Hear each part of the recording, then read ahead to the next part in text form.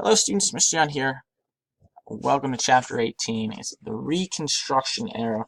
This is a 4-lesson chapter, and I'm still wearing my hat because the military is still going to be involved in Reconstruction.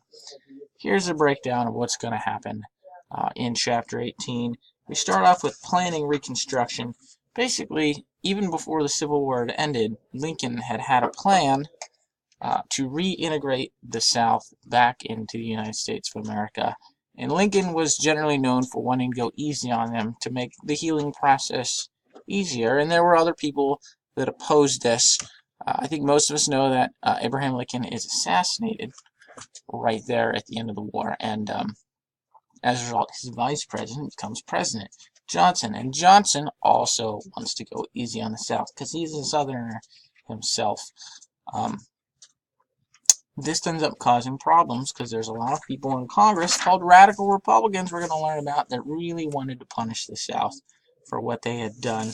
And a lot of the chapter is talking about the struggle between President Johnson and the radical Republicans on their different plans for how they were going to treat the South. Now, the South didn't make it easy. A lot of people and governments in the South were pretty salty and did whatever they could to hamstring any Republican efforts to rebuild the South in sort of this northern image of having African Americans have voting rights and becoming a part of government and part of that. So it's the struggle between the president, the radical Republican Congress, and the Southerners themselves, and how they're all going to form together to create really what we've come to as the American South post-Civil War.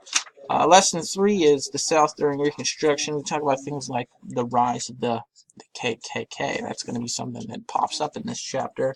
And then lesson 4 is the post-Reconstruction era. Things finally settle down after some years, and the South starts to industrialize a little bit.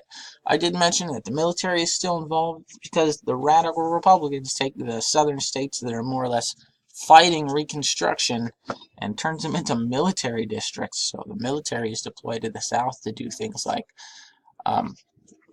and large acts protect the African Americans, the newly freed African Americans. So all things we're going to talk about. The South is salty, the North is still salty, and it's going to be a big bus of salt for a little while.